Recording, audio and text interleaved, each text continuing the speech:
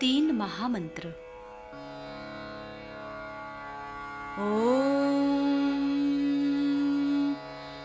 त्वमेव साक्षात् श्री महालक्ष्मी महासरस्वती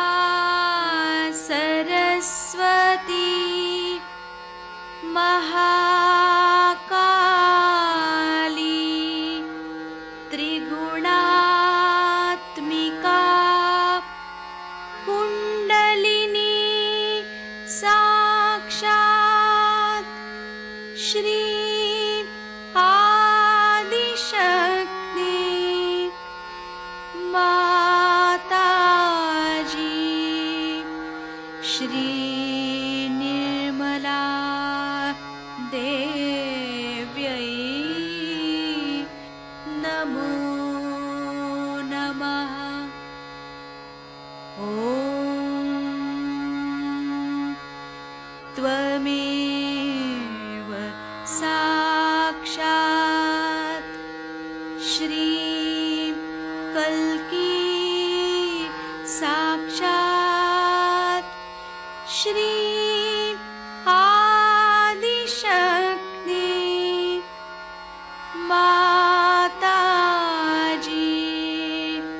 श्री निर्मला देव्यै नमो नमः। ॐ त्वमेव साक्षात् श्री कल्की साक्षात् श्री सहस्रार स्वामिनी मोक्षप्रदायिनी माताजी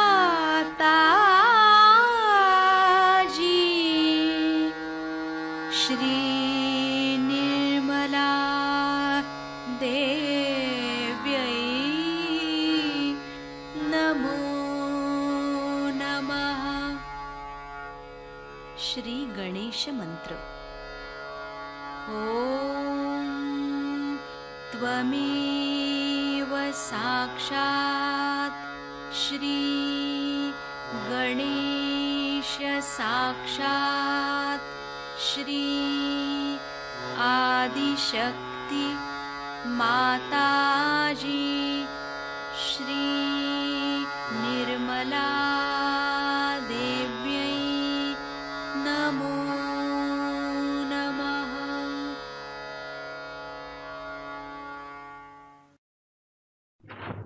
जय श्री माता जी। दोनों हाथ माँ के सामने, हृदय में श्री माता जी के श्री चरण कमलों को देखते हुए, श्री माता जी हम सबको क्षमा कर दीजिए, हम सभी अज्ञानी हैं। श्री माता जी कृपा करके हमारे इस हृदय को और स्वच्छ कीजिए ताकि आप यहाँ आ सकें।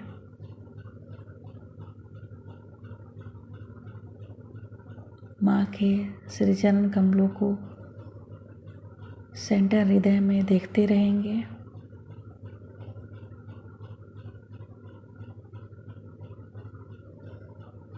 श्री माता जी कृपा करके हमें सभी प्रकार के भयों से मुक्त कीजिए।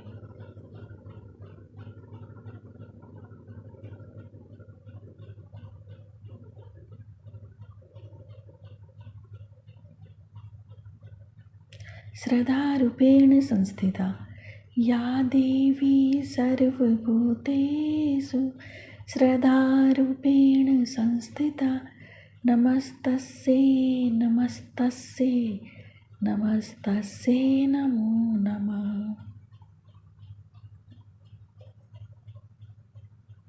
धीरे धीरे अपने संपूर्ण चित्त को दोनों हाथों पे बारी बारी 10 अंगुलियों को देखेंगे।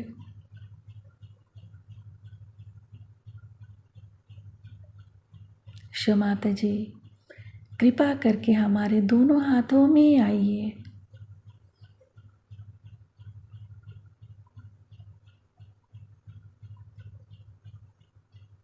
धीरे धीरे अपने संपूर्ण चित्त को राइट मूलाधार,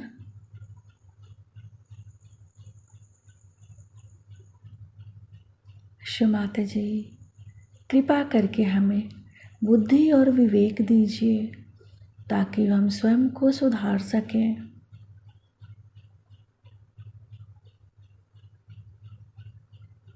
राइट मूलाधार पे,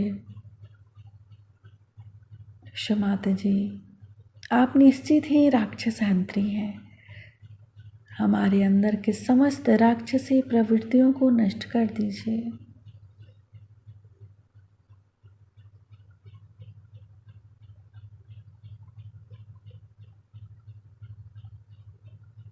संपूर्ण चित्त राइट मूलाधार, शिव माता जी, जो श्री गणेश जी का भक्ति समर्पण वही हमें भी प्रदान कीजिए।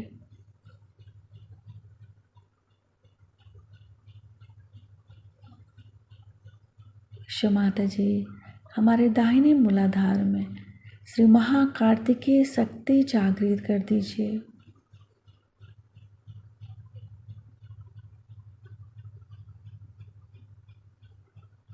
धीरे धीरे अपने संपूर्ण चित्त को राइट स्वादिष्ठान,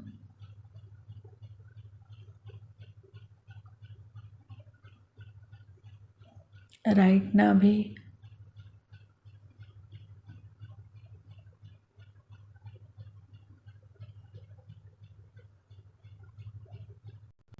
राइट हृदय,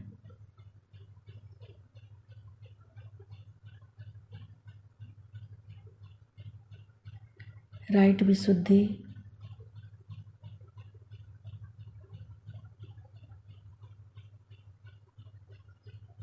राइट आज्ञा,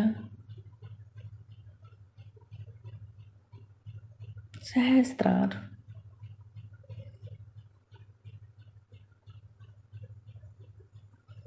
शिव माता जी, आपकी अमृत वाणी को हम सहस्त्रार से सुन सके ऐसी कृपा कर दीजिए। श्री निर्विचारिता मंत्र, ओम त्वमेव साक्षात् श्री निर्विचारिता साक्षात् श्री आदि शक्ति माता जी श्री निर्मला देव्यै नमो नमः।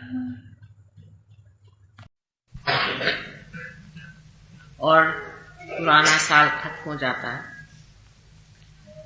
सहयोगियों के लिए हर क्षण एक नया साल है, क्योंकि वो वर्तमान में रहता है, न तो वो भविष्य में रहता है और न ही वो बीते हुए भूतकाल में रहता है। हर क्षण उसके लिए एक नया साल है, एक नई उमंग है, एक नई लहर है। जैसे कि समुद्र पे तैरते हुए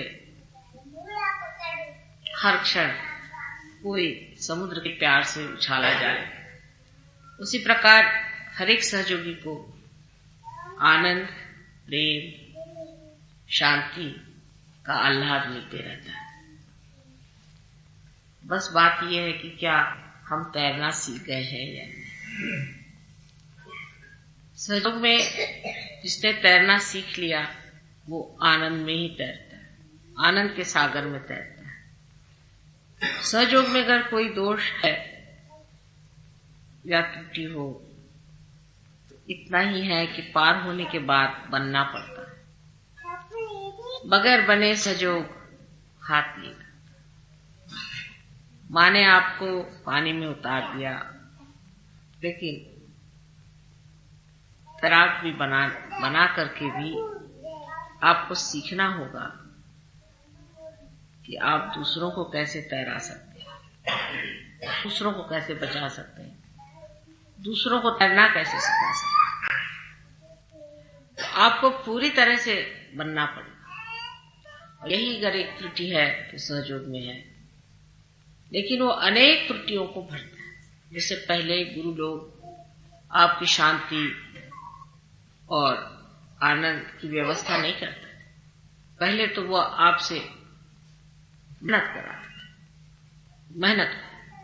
सफाई कराते थे। मन की शांति से पहले मन की शुद्धता, शारीरिक सुख से पहले शरीर को काफी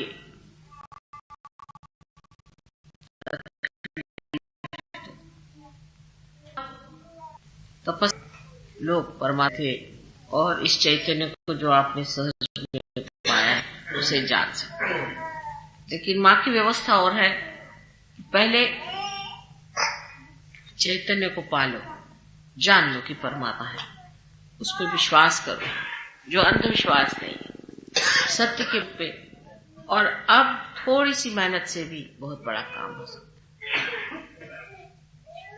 जैसे कि किसी को पहले सिखाया जाए कि देखो पानी से डरना नहीं, लेक्चर दिया जाए, पहले तुम अपने को जमीन पे ही तैर के देखो, वहीं पे हाथ मारो दो चार, और काफी उनसे मेहनत की जाए और फिर धीरे धीरे पानी में लाया जाए। जैसे पानी देखा फिर भाग गए। और एक होता है कि पानी में ढकेल दो, फिर सिखाते रहे। इस तरह के सागर में ढकेल दिए। अब इसका मजा उठाना है तो थोड़ा सा कष्ट उठाना पड़ेगा, और वो कष्ट ऐसा है कि आपको बनना होगा, बने बगैर नहीं होगा। सहयोगी उसे कहना चाहिए जिसमें पूरा समाधान, जिसने पा लिया, जिसकी शुद्ध इच्छा पूरी हो, क्योंकि कुंडलिनी शुद्ध इच्छा शक्ति है। जिसकी शुद्ध इच्छा शक्ति पूरी हो गई, जिसने शुद्ध इच्छा शक्ति ने पूरी तरह से अपना चमत्कार दिखा दिया, फिर कोई इच्छा ही नहीं रह गई। जो आदमी पूरी तरह से समाधानी हो गया वो असल में सहयोगी। कोई सा भी असमाधान बचा हुआ है, इसका मतलब है अभी तक कुंडलिनी का जागरण ठीक से नहीं हुआ, अभी तक आप पूरी तरह से सहयोगी बने। बड़ी आश्चर्य की बात है कि बगैर सहयोगी बने हुए भी आशीर्वाद आते ही रहते हैं, चमत्कार होते ही रहते हैं, लाभ होते ही रहते हैं। आप जानते थे कि हम चल रहे हैं, ठीक हो रहा है, मामला बन रहा है और हम अग्रसर हो रहे हैं।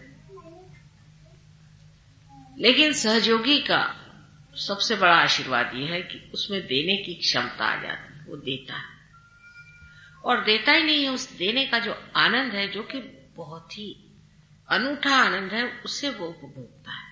वो आनंद आप किसी सांसारिक चीजों से कभी पा ही नहीं सकते, और सारे जितनी ब्लेसिंग्स वैसे हैं, इनसे किसी से आप पा नहीं सकते। सबसे बड़ी ब्लेसिंग है कि आपकी अपनी गुरु शक्ति बढ़ जाए और आप में एक क्षमता आ जाए कि आप दूसरों को दे सके। ये जिस दिन क्षमता आप में आ गई, बस फिर समझ लीजिए कि माँ का काम तो पूरा हो गया, बाप का काम शुरू। ऐसी जब तक दशा नहीं आती तब तक मेहनत करनी होगी और बनना। यही एक सहयोग की दृष्टि है, जिसे एक माँ के रूप में मैं कहती हूँ कि मैं पूरी कोशिश करती हूँ कि अपनी तरफ से कोई कमी न रह जाए। बहुत कुछ करती हूँ कि अपनी तरफ से ऐसा न रह जाए कि मेरी किसी पाप की वजह से मेरे बच्चों में कमी रह जाए। लेकिन आपकी भी तपस्या जरूरी है, उसके बगैर काम नहीं होगा। पर जो तपस्या का स्वरूप उग्र है या संतप्त है, ऐसा नहीं, शांत तपस्या है। इसमें कोई कठिन तपस्या नहीं, कोई मेहनत की तपस्या। तो पहली तो चीज सहयोगियों को प्रेम करना सीखना चाहिए, सबसे बड़ी चीज। जैसे मैं किसी के लिए शिकायत सुनती हूँ कि ये सहयोगी, आप तो कहते सहयोग बड़ी अच्छी चीज, अपनी माँ को रिपीट करते हैं, उनकी बीवी की बात चलती है, वो अपने बहन को पीटते हैं, बीवी को मारते हैं, कोई है अपने पति का ध्यान नहीं करते, बच्चों की तरफ ध्यान नहीं है। सहयोग में ये तो अनायास ही हो जाना चाहिए, अनायास सब घटित होता है। अगर ये नहीं हुआ तो सहयोग क्या बना।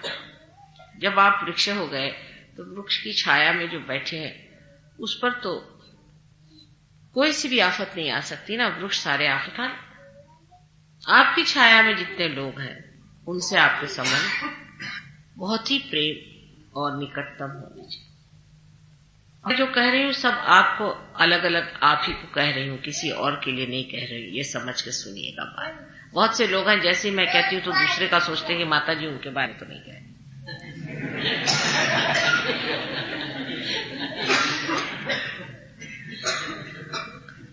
तो अपनी ओर ये देना चाहिए कि माँ हम सबको अलग अलग प्यार करती है, हर एक के बारे में जानती है अलग अलग। उसी प्रकार हमको भी हर एक के बारे में अलग अलग जानना है। जब हम अपने घर वालों ही को नहीं प्यार कर पाएंगे तो हम बाहर वालों को नहीं कर सकते। घर वालों की जरूरतें मानते हैं, बहुत से लोग पार भी नहीं हो सकते, उनमें त्रुटियां होंगी, लेकिन उनकी जो जरूरतें हैं उसे करें। पार की भी बात वो तभी माने जब आप में कोई अंतर देखें। अगर आप डंडा लेके कहें तुम पार क्यों नहीं होते और तुम सहयोग में क्यों नहीं आते, तो कोई नहीं सहयोग में। उल्टे ये तरीका सहयोग का नहीं है। सहयोग का तरीका है कि अपने पहले आदर्श से, अपने स्वयं व्यक्तित्व से दूसरों को प्रभावित। जब दूसरा प्रभावित हो जाएगा तो धीरे धीरे उसे सहज में लाओ। कोई ठेल ठाल के आप ले भी आए, समझ लीजिए ढकेलते हो वहां से ले आए किसी को बिठा दिया, क्या वो पार हो जाएगा? ये आप ही बताओ। पूर्ण स्वतंत्रता में उसे आना होता है। आज नहीं कल ठीक हो जाए। तो ये ख्याल रखना चाहिए कि जब हम बन रहे हैं तो हमारे साथ अनेक बन रहे हैं, और वो जो अनेक है उनकी दृष्टि हमारे ऊपर है। हम कैसे बन रहे हैं ये बहुत जरूरी है। और इसमें ये बात नहीं, समझ लीजिए आपके कोई गुरु हो, रियलाइज सोल भी हो, तो वो बेचारे अपनी ही मेहनत से जो कुछ करना है करते हैं। आपसे नहीं कहेंगे कि आप कहेंगे ये तो बेकार है ही, चलो बस हमको गुरु मान लिया, इसी में धर्य समझो, अगले जन्म देखा जाएगा।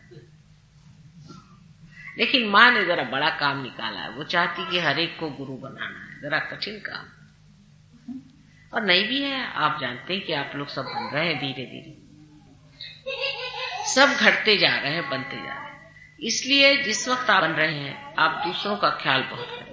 आपके अड़ोसी पड़ोसी सब लोग, सबको आप क्या माफ कर देते हैं? क्या आपने सबको क्षमा कर दिया?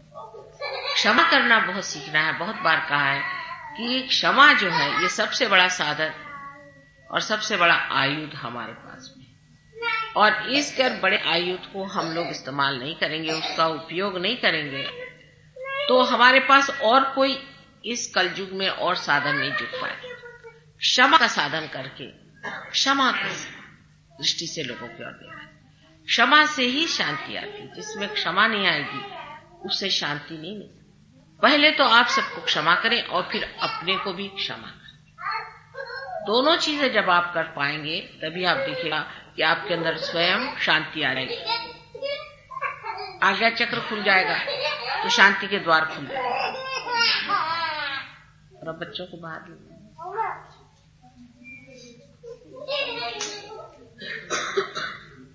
फूल नहीं फेंकते बेटा, बैठ जाओ एक। अब दूसरी बात जो मेरे सामने हमेशा रहती है और मैं आपसे कहती भी हूँ कि इस बनने में आपकी मेहनत जो है उसमें एक तरह का डिसिप्लिन आना पड़ेगा। बहुत से लोग माँ मुझे टाइम नहीं मिलता, और फिर आप कहिएगा कि माँ देखो मुझे ये तकलीफ थी और ये मेरी तकलीफ ठीक नहीं हुई, तो मैं भी कह सकती हूँ कि मुझे टाइम नहीं था। चाहे मैं आपसे मिलूं या ना मिलूं, आपके लिए मेरे पास हमेशा टाइम रहता है। मेरा काम 24 घंटे का है। आपको सिर्फ अपना ही काम है। इसके लिए आपको टाइम और डिसिप्लिन जरूर जोड़ना है। इस शरीर को डिसिप्लिन के बगैर ये वैसी मोटर कार हो जाएगी जो सबको रौंदते चलेगी और न जाने किस गड्ढे में जाके गिर जाए। इसको डिसिप्लिन करने के लिए बहुत आसान तरीका है। पहले अपने की ओर देखें कि इसके अंदर दो शक्तियां जो चल रही हैं, एक तो इच्छा शक्ति और दूसरी कार्य शक्ति। इच्छा शक्ति जो है उसमें होना चाहिए, एक ही इच्छा होना चाहिए, शुद्ध इच्छा। शुद्ध इच्छा क्या है कि आत्माकार हम हो जाए, आत्मा से एकाकार, ये शुद्ध इच्छा। बाकी सब इच्छाएं आप छोड़ दीजिए इस वक्त, एक क्षण के लिए तो छोड़िए, और कुछ नहीं मां से मांगना, बस आत्मा से एकाकार हो। एक ही शुद्ध इच्छा को मांगे, बाकी सब छोड़िए। ये होना है, ये चाहिए, वो चाहिए, घर चाहिए, मकान चाहिए, ये सब चीज छोड़ दीजिए। सब इस वक्त ये अपने मन में विचार करें कि एक शुद्ध इच्छा है कि परमात्मा से एकाकार होना है, हमें आत्मा से एकाकार होना, और हमें कोई इच्छा नहीं, क्योंकि कुंडलिनी इसी वक्त सब आपकी चाहिए। और दूसरी क्रिया शक्ति में यह होना चाहिए कि जो कुछ भी हो वो सहज हमसे हो। सहज का मतलब लोग सोचते हैं कि हम बैठे रहें और हमारे गोद में चीज आ जाए। ये बड़ी गलत भावना हमारे अंदर सहज के बारे में है कि हम बैठे रहें और हमें सब चीज। आपने देखा कि बी है, उसको जब हम मां के इस पृथ्वी में छोड़ते हैं, उसके उदर में, तो दिखने को तो वो सहज ही स्पर्श करता है, लेकिन क्या वो सहज है? आपने उसकी मेहनत देखी, बेचारे छोटे से एक उसके अंकुर की, जो कि उस धरती को फोड़ कर निकल आता है। आपने उस छोटे से मूल मेहनत देखी, इसका एक छोटा सा सेल किनारे में होता है, आखिरी होता है, जो कितनी मेहनत से अपने को अंदर गाड़ता है। अब उसकी शुद्ध इच्छा क्या है कि पेड़ को मैं गाड़ दूं जैसा, उसकी और कोई इच्छा आपने देखी?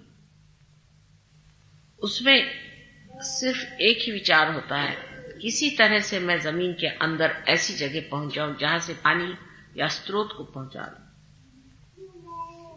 और वहां से पानी खींच करके मैं इस पेड़ को दे सकूं। और वो कुछ नहीं सोचता, कितनी मैं पत्थरों से लड़ता है, मिट्टी से लड़ता है, कोई उसे रौंदता है, कभी कुछ करता है, सब चीज से गुजरता हुआ धीरे धीरे बड़े विजडम के साथ अपना चलते जाता है। कोई पेड़ आया, कुछ आया बीच में, तो उसके गोल घूम जाएगा, उसकी जड़ें आएंगी तो उसके गोल घूम जाएगा, और कहीं अगर कोई पत्थर होगा तो उसके भी गोल घूम के और अपना मार्ग बना लेगा। उसी तरह एक सहयोगी को बहुत सूझबूझ के साथ चलना चाहिए। समझदारी अपने ऊपर जिम्मेदारी के तौर पर, हम समझदार लोग, हमारे अंदर समझदारी जो है, यह हमारा एक ब्रीद है, हमारा एक ध्येय है। समझदारी जो है उसको हम अपने ऊपर, जैसे कोई आदमी शान से तिलक लगाता है, ऐसे समझदारी का हमने तिलक लगाया और हम समझदार। समझदारी का मतलब है, जो आदमी समझदार होता है वो टैंट्रम में नहीं जाता, बिगड़ता नहीं, छोटी छोटी चीजों के लिए फिसलता नहीं है और कहता नहीं कि ये चीज ठीक नहीं है, वो चीज ठीक नहीं। समझदारी से देखता, बड़प्पन की निशानी, मैच्योरिटी की निशानी। सहयोग में जो आदमी मैच्योर नहीं हो सकता वो सहयोग के लायक नहीं है, सहयोग के लायक नहीं। आपको मैच्योर होना पड़ता है और समझदार। दिखने में चीज जितनी कठिन है उतनी नहीं। हमने छोटे छोटे बच्चों को भी देखा है सहयोग में बड़े समझदार और हर चीज को बड़ी समझदार से समझते। उसी तरह से आप में ये समझदारी का तिलक लग गया है कि आप सहयोगी हैं और समझती, और इसमें आपकी माँ की शान की बात है। जो ना समझ है उनके लिए लोग यही कहेंगे कि इनकी माँ ने कोई इनको शिक्षा नहीं दी, बिल्कुल बेकार। कहने को तो आदिशक्ति है और कुछ बच्चे देखो तो बिल्कुल बेकार। इस समझदारी को लेते हुए आज को अपनी ओर देखना चाहिए कि हमारे ऊपर इसका उत्तरदायित्व है, जिम्मेदारी है कि हम संसार के सामने एक समझदार इंसान बने। आज नया साल के इस शुभ अवसर पे मैं आपसे एक बात कहना चाहती हूँ कि आप सहयोग में हम लोगों बहुत मैच्योर हैं। नए लोग आए, बड़ी खुशी की बात। उनके आगे जो पुराने सहयोगी हैं उनकी समझदारी आए हैं, अभी पार नहीं हुई। कुछ है, किसी में थोड़े वाइब्रेशंस आ रहे, किसी में नहीं आ रहे। कुछ कमी है, किसी में कुछ प्रॉब्लम है, कोई एक से ही ज्यादा पार हो गया है तो वो अपने को समझ बैठा है कि मैं बहुत बड़ा आदमी हूं। सब तरह की गलतियां होती, आपने भी ये गलतियां करी है तो उसको भूलना है। ये उनके प्रति एक तरह का बड़प्पन का मतलब नहीं कि नखरे करना या अपने को दिखाना कि हम बड़े आदमी। बड़प्पन का मतलब है एक तरह की पैटर्न फीलिंग, पितृत्व की फीलिंग, मातृत्व की फीलिंग। इससे उनके ओर देखना, उनके प्रति प्रेम, जो कि माँ का आप प्रेम है, उसी तरह का आपका प्रेम। अगर हम ये सोचते कि दुनिया के लोग जो हैं वो बेकार है तो कुछ काम होता क्या सोचो। या अगर हम अपने से किसी को तौलते बैठे रहते तो हम तो बिल्कुल अकेले हैं दुनिया में, किससे तौले अपने को। लेकिन वो सवाल ही नहीं उठता। यहाँ तो ये है कि कितनों के अपने आंचल में भर लें। अभी हमारा वजन ही कम हो रहा है, इस आंचल में किस किस को भर लें, किसे किसे रखें, यही एक फिक्र लगी रहती। इसी प्रकार आपकी भी दृष्टि में वो समझदारी का प्यार होना, उसमें ये नहीं कि आप लोगों को कहें कि कोई आप बहुत बड़े अकड़ू खां हैं, लेकिन एक अत्यंत सरल सहज प्रेम भाव अपने अंदर रखना चाहिए। और उस सहज सरल प्रेम भाव में पितृत्व की भावना, एक समझदारी की भावना रखनी चाहिए। मैं तो आप पे बहुत विश्वास रखती हूँ, बहुत विश्वास रखती हूँ किसी भी मामले, चाहे वो पैसे की बात हो चाहे समझदारी। मैं भी सोचती हूँ मेरे बच्चे कभी ना समझ नहीं हो सकते, कभी कभी होते हैं, लेकिन विश्वास मेरा पूरा है कि आप लोग सब बहुत समझदार, बहुत ऊंचे किस्म के। अब देखिए अपने देश में भी कितनी हालात खराब, ढूंढे सामने। अब सहयोग में आने के बाद अगर आप अपने हालात ठीक नहीं करेंगे तो जैसे करोड़ों देश में पड़े वैसे ही आप होंगे विशेष क्या। आपको एक विशेष रूप से होना है। अब बहुत से लोग ये कहेंगे कि माँ देखो वे आजकल कर बेईमानी नहीं करो तो पेट नहीं भरता। ये बात से आप छोड़ के देखिए, परमात्मा के साम्राज्य में कोई भूखा नहीं मर सकता। योगक्षेम वहाम्यम, योगक्षेम वहाम्यम, फिर से कहेंगे योगक्षेम वहाम। योग होने के बाद क्षेम की जिम्मेदारी हमारी है। इसलिए कोई भी गड़बड़ काम करने की जरूरत नहीं, भी सब हम देखें कैसी कैसी हालात से आपको परमात्मा ने बचाया है और वो बचाएंगे आप, उसकी आप निश्चित रहिए। इसलिए किसी भी चक्कर में आने की जरूरत नहीं। आजकल 1000 चक्कर चल पड़े, हर तरह के चक्कर हैं, जिसमें से सहयोगियों को नहीं, समझदारी का है। अब जैसे कि हमारे यहाँ भी यहाँ डाउरी सिस्टम चल रहा है, सहयोगियों को किसी को भी डाउरी ना शोभा नहीं देता, किसी को भी डाउरी देना शोभा नहीं देता, न लेना। पहली बात यह है कि ऐसी ओछी बात। दूसरी ये बहुत से लोगों में तो कि हमारी ही जाति में हम विवाह करेंगे, ये भी मूर्खता का लक्षण। आपकी जाति कौन सी? आपकी तो जाति नहीं, आप तो योगी हो। योगियों की कोई जात नहीं होती, सन्यासी की भी कोई जात होती है क्या? अभी हम एक दरगाह पे गए थे तो उन्होंने कहा कि साहब जो अज्ञा थे, चिश्ती जो थे, उनके नेव्यू ये भी अव्लिया थे। तो मैंने क्या अव्लिया की क्या जात होती? अव्लिया की तो कोई हमारी कोई जात नहीं। जात का मतलब होता है एप्टीट्यूड, जाति, जात जो जन्म से पाया।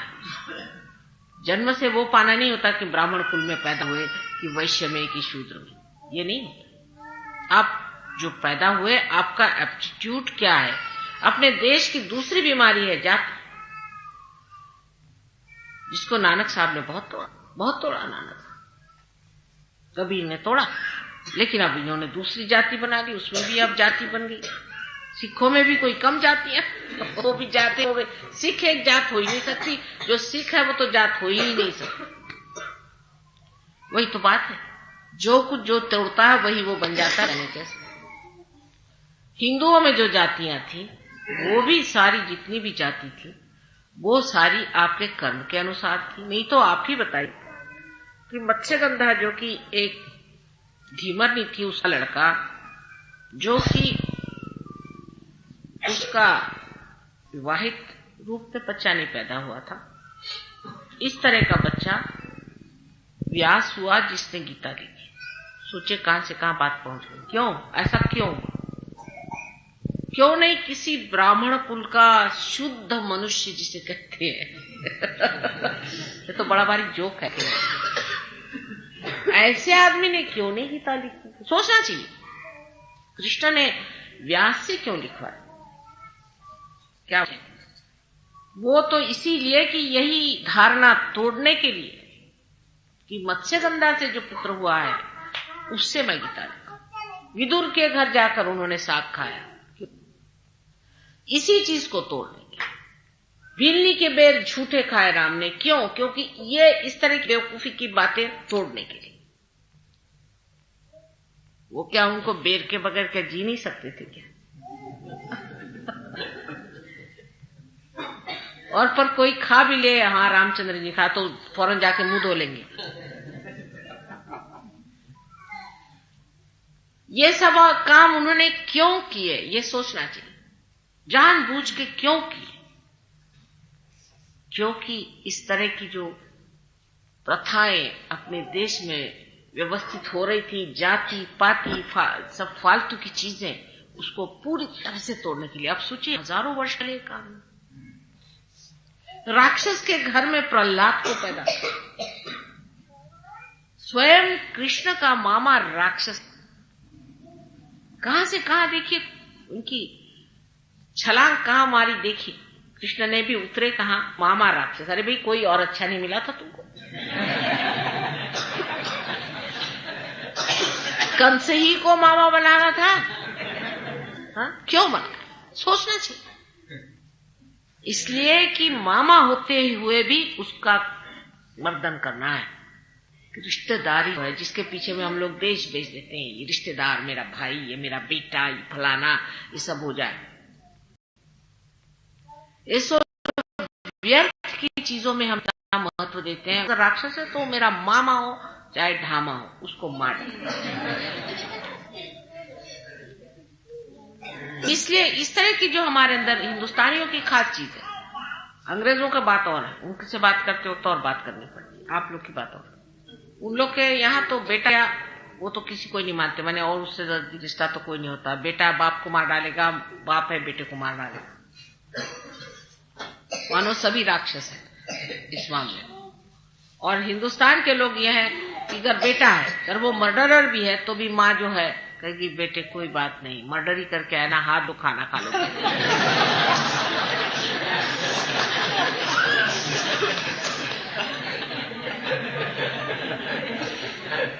कुछ बात नहीं है, तुम तो मेरी जान हो, कुछ हर जाए, तुम ये खाना खा लो चाहे मर्डर करके। ये अपना देश। ऐसी जो हमारी अंधी आंख है उसको खोलने के लिए ही ये।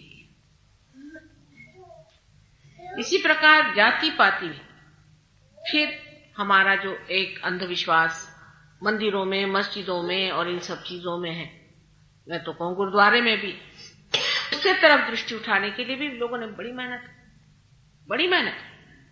नानक साहब ने खुद ग्रंथ साहब इसलिए बनाया कि उन्होंने कि बाकी सब शास्त्रों में तो ये लोग इंटरप्रिटेशंस लगाते हैं, तो उन्होंने जो रियलाइज होल्स थे ऐसे ही गुरुओं का वो ग्रंथ साहब बनाया। अब वही ग्रंथ साहब पढ़ रहे, भाई उसमें क्या लिखा है वो तो देखो। जो बात उन्होंने असल कही उसका इसेंस तो पकड़ो, नहीं तो नानक साहब के साथ भी तो ज्यादती हो रही है। इसलिए इस तरह का कंफ्यूजन, संभ्रांत स्थिति अपने सभी धर्मों में इतनी बुरी तरह से। यहां तक लोग कहते हैं कि मोहम्मद गजनी जो थे वो स्वयं साक्षात कृष्ण का अवतार था, क्योंकि ब्राह्मणों ने लूट मचाई थी, इसलिए कृष्ण ने मोहम्मद गजनी का अवतार लिया। कहानी है ऐसी। और जब उन्होंने सोमनाथ को लूटा तो वहां से शंकर जी भागे और भागते भागते भैरवनाथ जी के मंदिर में घुस गए। उनसे कहा भैया तुम मुझे बचाओ, ये तो मेरे पीछे। कहा कि आप तो शिव जी हैं, आप किससे डरते हैं? आपको क्या डरने की बात है? आप तो एक त्रिनेत्र खोल दीजिए तो अभी ठीक हो जाए। कहा भैया तुम जाके देखो ये कौन है, वो सो रहा है, जाके देखा। इन्होंने कहते भैरवनाथ जी जो गए तो उन्होंने देखा कि वहां विराट साक्षात सो रहा है। उनका बाबा, अरे बाबा इनको कौन मारेगा।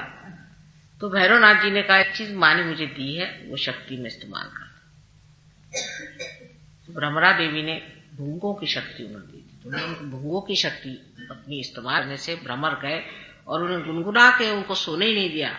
तो कृष्ण को सोना जरूरी है बीच बीच में, ये तो बहुत ही उपद्व्याप हो जाए संसार भर में, क्योंकि उनकी हनन शक्ति बहुत जबरदस्त है। वो परेशान हो करके चले गए, ऐसा लोग कहते हैं।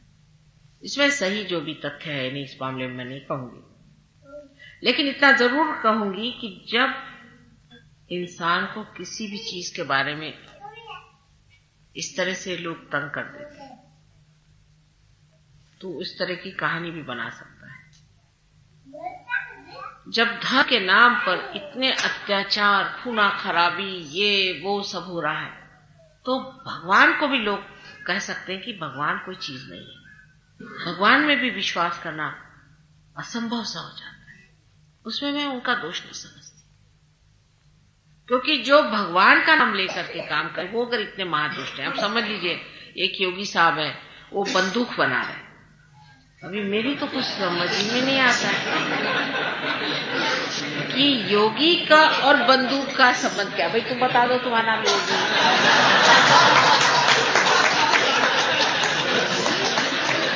मुझसे बहुतों ने पूछा कि योग का बंदूक का क्या संबंध। मैंने कहा ना तो कृष्ण का आयुध है ना देवी का बंदूक लहरा, ये कोई आयुध जोड़ रहे होंगे। तो इस प्रकार के विक्षिप्त और विचित्र लोग आजकल के जमाने में संसार में आए। इससे भी भगवान का नाम जो है लोग सोचते हैं कि तो कहने की बात है कि भगवान है, भगवान होने से। अब सजयोगी सिर्फ जानते हैं, पक्की बात जानते माने सिर्फ बुद्धि से नहीं, लेकिन वाइब्रेशन से कि परमात्मा है और उनकी विश्वव्यापी शक्ति है, संचालित है, सिर्फ सहयोगी जानते हैं।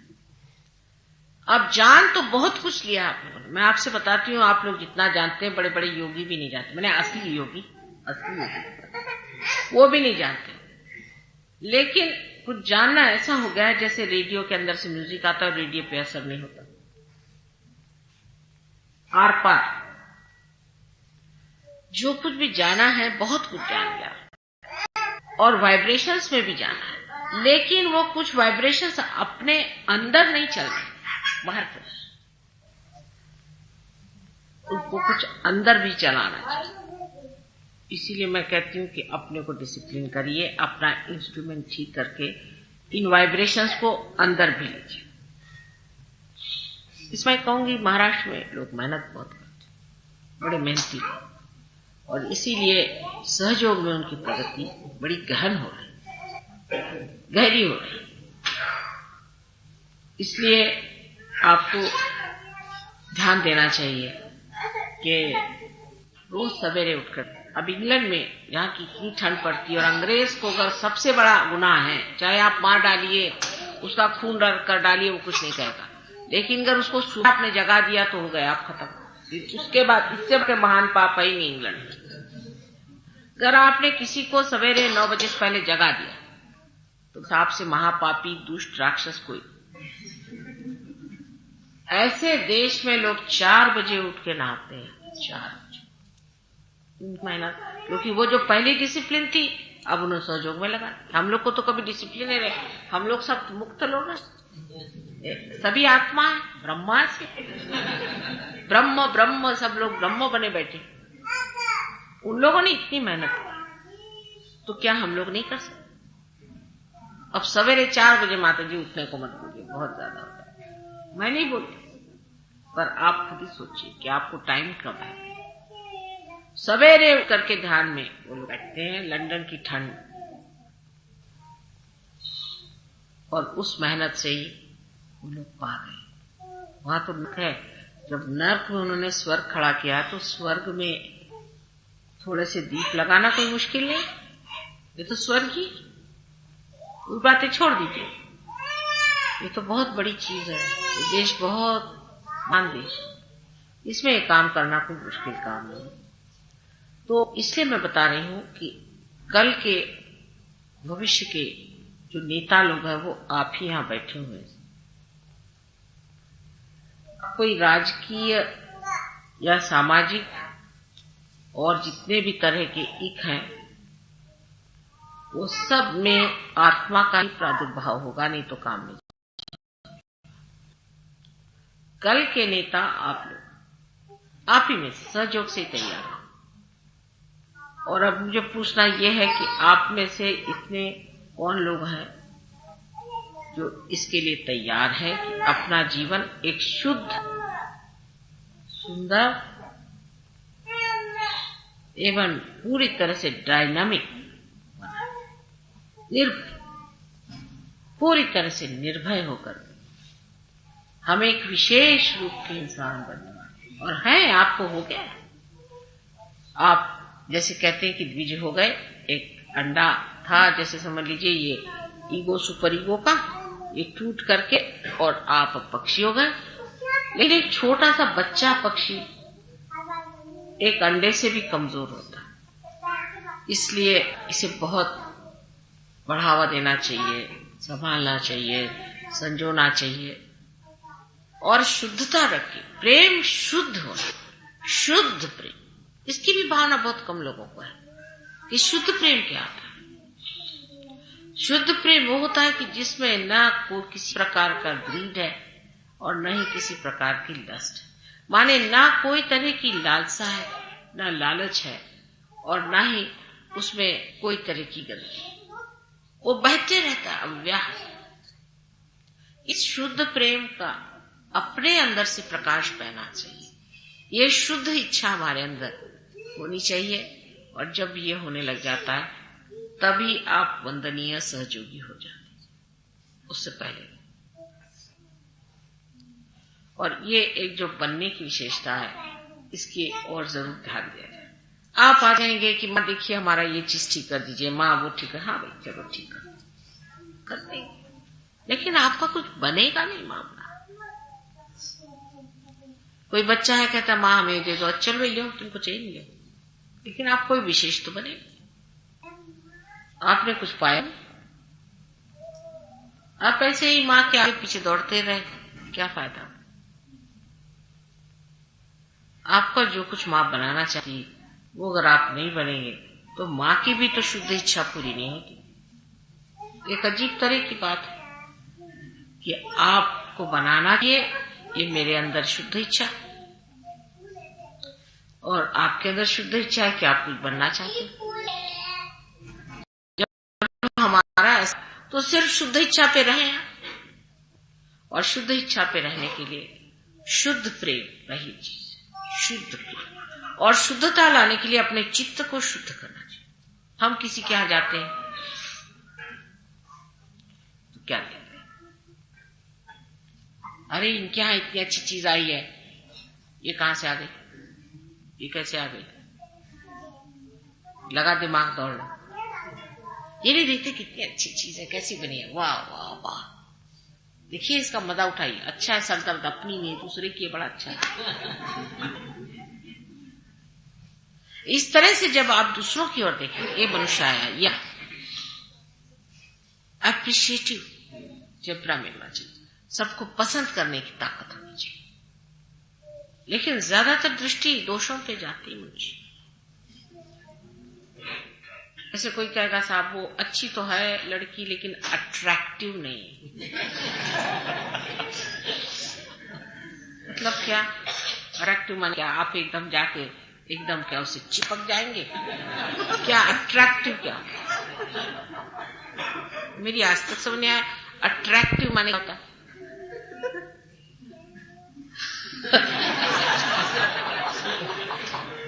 खासकर अट्रैक्टिव शब्द मेरे आज तक समझ नहीं आया कि साहब वो अट्रैक्टिव। मैंने कहा भाई अट्रैक्टिव माने क्या चीज अट्रैक्ट आपको करती है, उसका नाक, मुंह, हाथ, स्किन, कपड़े शपड़े, क्या कौन सी चीज अट्रैक्ट तो एक ही चीज का चाहिए, दूसरे का आत्मा, वही तो आनंद देने वाली चीज है दूसरे की। बाह्य की दृष्टि जो है, इसमें चित्त हमारा बड़ा उलझता है। चित्त को गहन उतारना पड़ता है, पेनिट्रेटिंग, गहन। तब कैसे पॉसिबल है? अगर आप पहले ही देखते साहब वो तो ठीक नहीं, उनका ठीक नहीं, हो गया काम खत्म, वो आदमी खत्म, उसका आत्मा खत्म, उसकी सब जो कुछ भगवान ने मेहनत की सब खत्म, वो तो ठीक नहीं, बस हो गया काम खत्म। आप उसके गहन उतरे, क्या देखा, क्या खोजा है, क्या चीज है, गहन उतर के देखिए। और फिर आप देखते कि गहन में तो भाई कमाल, ऊपर से चाहे जैसा, और ज्यादातर से जो ऊपर से बहुत होते हैं, कभी कभी बड़े गड़बड़ होते हैं। इसलिए गहन में क्या है, उधर दृष्टि है क्या। देखिए प्रेम कितना बढ़ता है, प्रेम गहन चीज है। किसी की और दृष्टि करने में उसकी गहनता को नापे, और आप खुद ही गहन उतरते चले जाए। एक है ना, दिल में किसी के राह किए जा रहा हूं, किसी के दिल में मैं राह किए जा रहा हूं, रास्ता बनाते जा रहा हूं। इसी प्रकार उसकी गहनता पे उतरिए। सुपरफिशियलिटीज पे रहने से आदमी का चित्त गहन नहीं उतर सकता, और जब तक चित्त गहन नहीं उतरेगा तब तक आपकी गहनता नहीं बढ़ने वाली। तो चित्त को पहले गहन उतराए। बाह्य चीजों में जैसे हम आदमियों का बताऊंगा कि अब ब्लाउज मैच हुआ कि नहीं हुआ, उसके लिए सर फोड़ डालेंगे। Blouse should be matching. जब हम लोग यंग थे तो कोई मैचिंग ब्लाउज ही नहीं पहनता था। नीले रंग की साड़ी तो पीले रंग का ब्लाउज, सीधा ही। और पीला नहीं हुआ तो लाल रंग चल गया।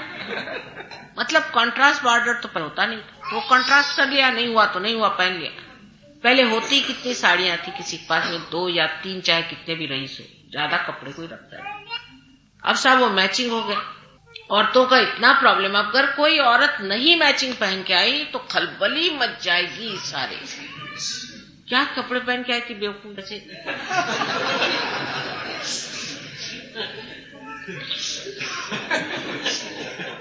लेकिन वो अजीब सा जीन पहन के आए, 2 सींग लगा के आए, वो मॉडर्न है, वो मॉडर्न हो। ऐसी जो हम लोगों ने चीजें नॉर्म्स बना ली है अपनी, उस नॉर्म्स में हो जाए। अब आदमियों की दूसरी बीमारी, उनको इतना कपड़ों से मैचिंग वैचिंग का टाइम कहां, तो घड़ी देखते रहते। हर एक आदमी की घड़ी कितना बज रहा है, कितना टाइम हो रहा है। जब निकलने का टाइम होगा तो बजाय इसके कि बाहर निकल जाए, इत्मीनान करें, और तो पूछे मैं चलो भाई 2 मिनट बचे, 1 मिनट बचे, टाइम कीपर्स रहे होंगे।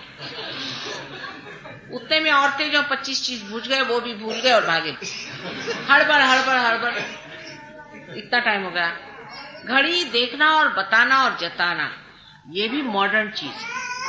पहले जमाने में कोई ऐसा नहीं करता, क्योंकि ना तो पहले रेलगाड़ियां, और रेलगाड़ी कौन आपके यहाँ टाइम रखती है जो आप इतनी जल्दी करते हैं। न प्लेन कौन आपका टाइम रखते, प्लेन में भागे जाओ भागे जाओ।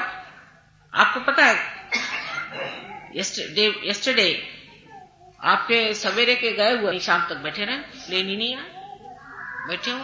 लेकिन घर से निकलते हुए ऐसी हड़बड़ हड़बड़, उसमें ये रह गया रे, वो रह गया। एक बार गाड़ी जाके लाई तो भी प्लेन नहीं आया।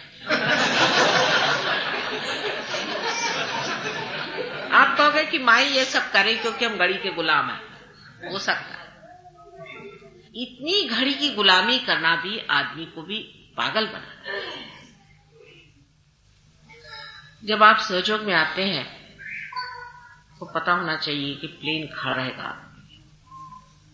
आइए आराम से राजा साहब, प्लेन जाने वाला नहीं, चाहे कुछ हो जाए, प्लेन वहां खड़ा रहेगा। या देरी से आ रहा होगा, अगर आपको देर हो रही तो कोई हद नहीं, राजा साहब जैसे जाइए। और अगर समझ लीजिए प्लेन मिसती हो, दूसरे प्लेन से जाइए, हो सकता है उसमें कोई चीज बनने वाली, उसी में कोई सहयोग मिलने वाला। ऐसा बहुत कुछ होता है, और उसका तांता आप जोड़ते जाए तो कहां से कहां पहुंच जाता है। एक बार मैं जिनीवा से जा रही थी, बहरहाल मेरा तो प्लेन नहीं मिस हुआ अभी तक कभी, ये भी एक आश्चर्य की बात है, पर एक साहब का मिस हो गया था। तो तड़पड़ाते हुए पहुंचे प्लेन में। इत्तेफाक से मेरे पास जगह मिली। बड़े नर्वस, उनकी हालत खराब, महाराष्ट्रियन थे। तो मैंने समझ लिया कि ये आ गए मेरे चक्कर।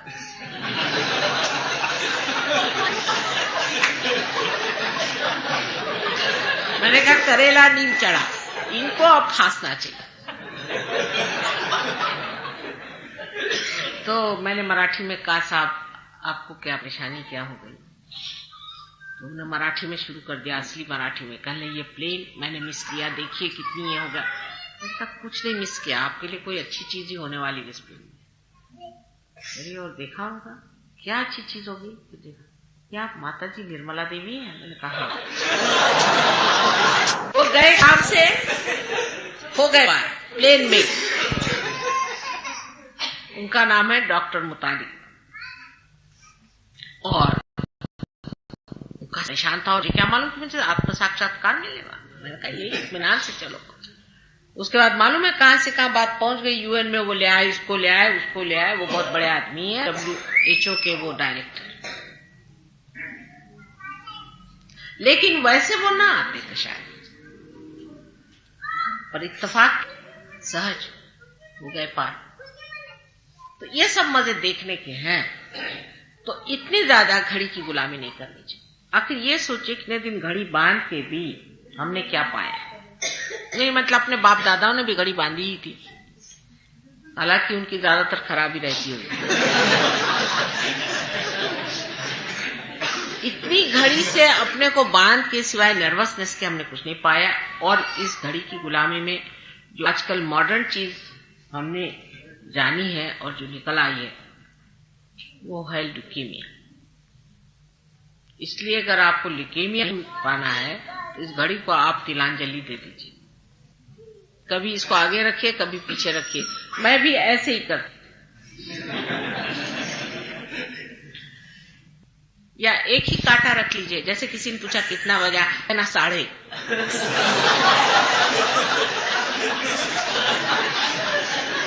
या 1:15, ठीक है, उनसे भी जोड़ लीजिए, कोई सा भी नंबर समझ लीजिए।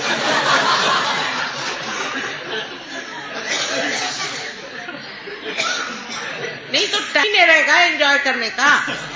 अगर आप हर समय घड़ी की गुलामी करिएगा तो आपके पास टाइम कहाँ है एंजॉय करने के लिए? भाई अभी टाइम नहीं एंजॉयमेंट के लिए।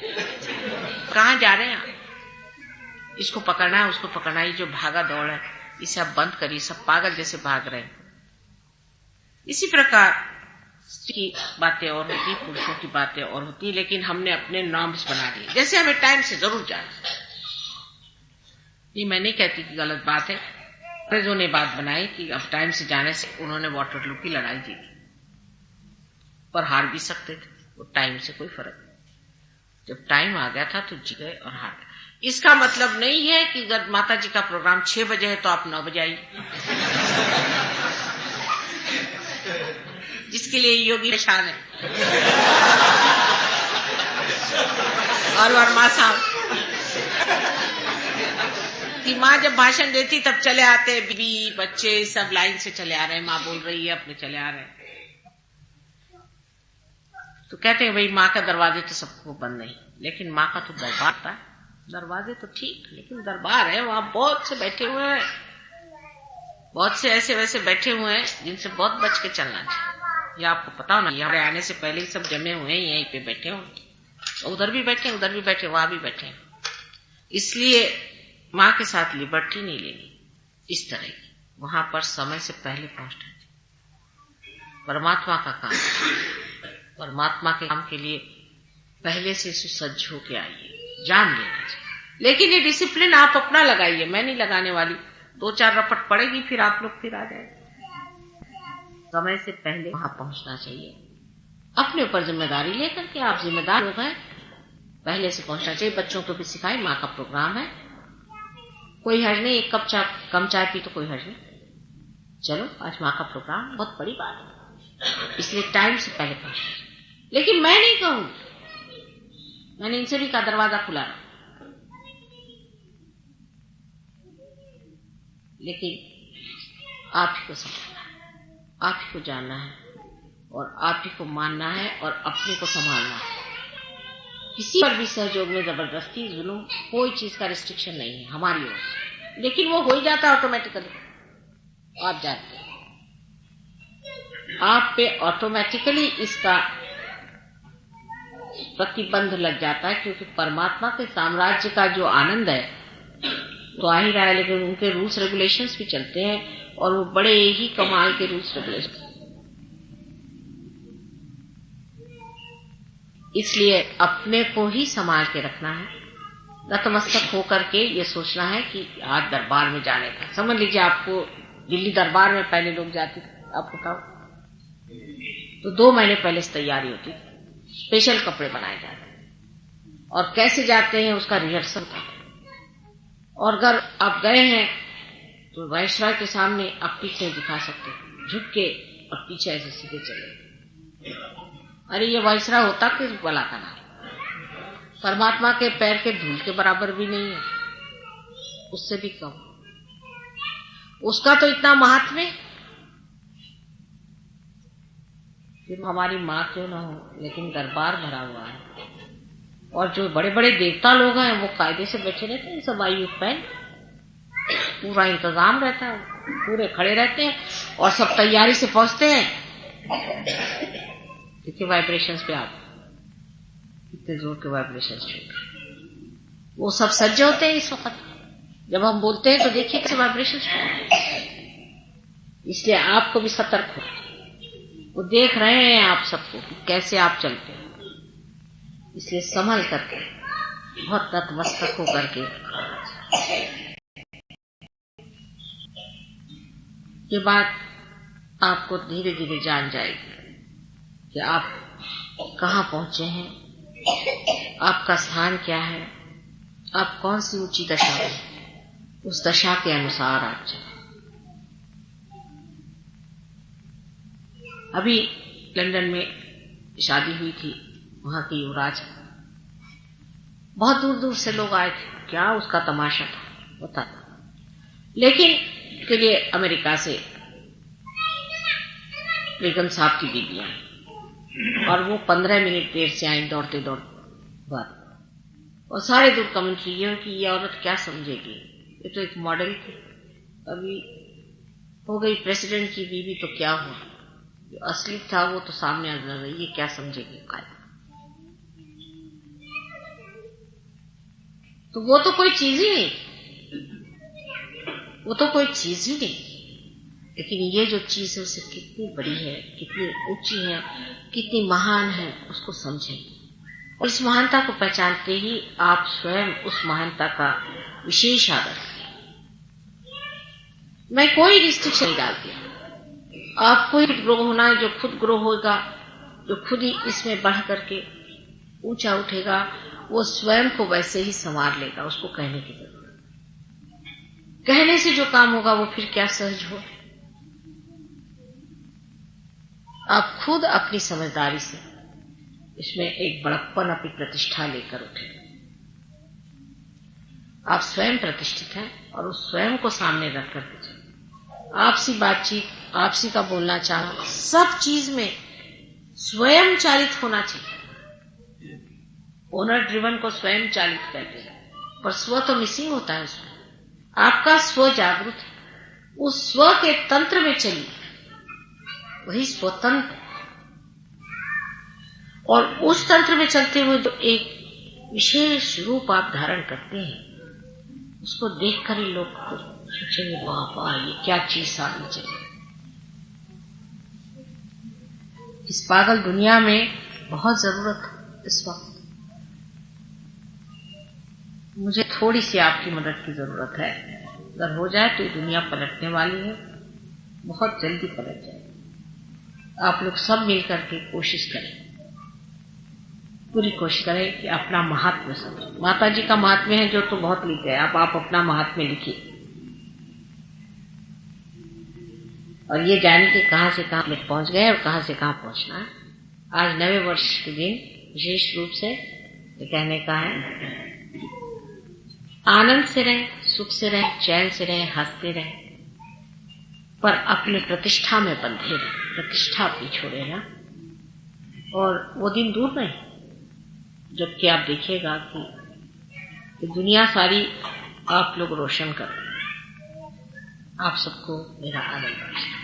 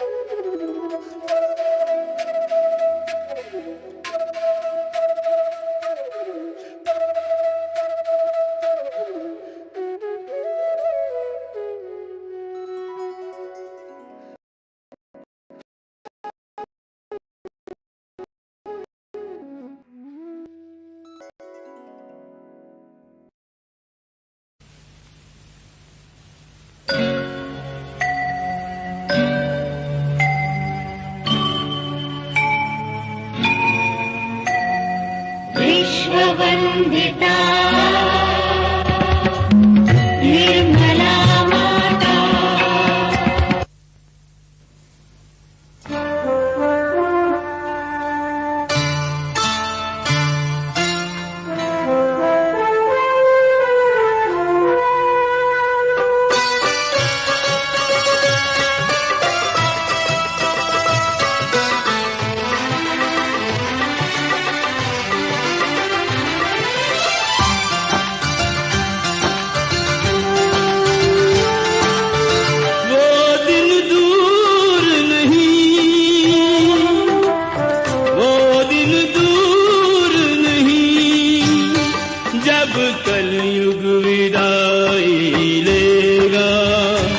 सतयुग आँखें खोलेगा, हो जब कलयुग विदाई लेगा, सतयुग आँखें खोलेगा। बस सहज की बातें होंगी हर कहीं, सहज की बातें होंगी हर कहीं, वो दिन दूर नहीं, वो दिन दूर नहीं।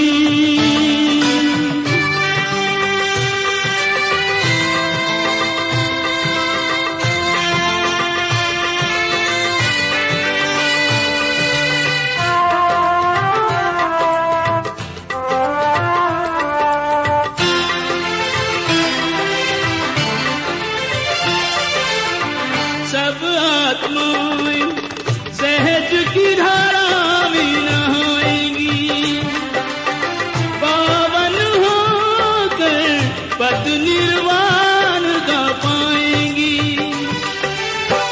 अपने रूप के दर्शन होंगे, स्वयं ही आत्मसमर्पण होंगे, हृदयों में प्रेम पलेगा, सत सतयुग आंखें खोलेगा। बस सहज की बातें होंगी हर कहीं, सहज की बातें होंगी हर कहीं, वो दिन दूर नहीं, वो दिन दूर नहीं।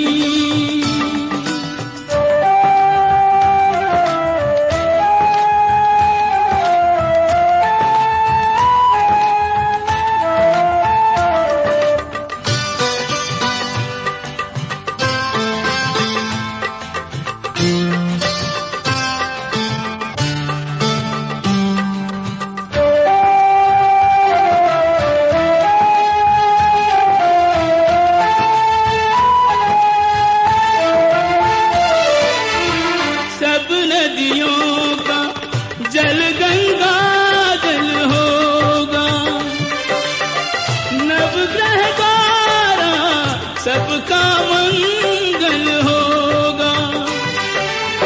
प्राणदायिनी वायु बहेगी, ऋतु सबके अनुकूल रहेगी।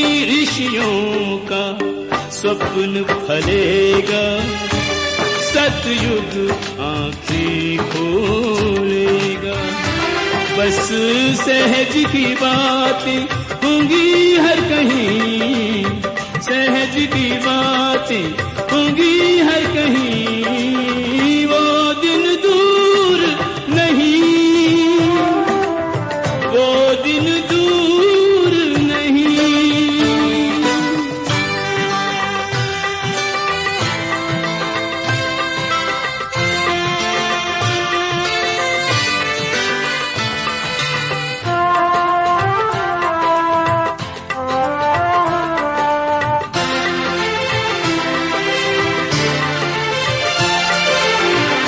गुरु कुधर्म कुदेव प्रभाव न होगा,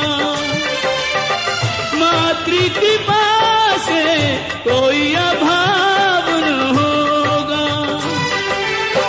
सब होंगे सतपथ अनुगामी, स्वयं के गुरु स्वयं के स्वामी।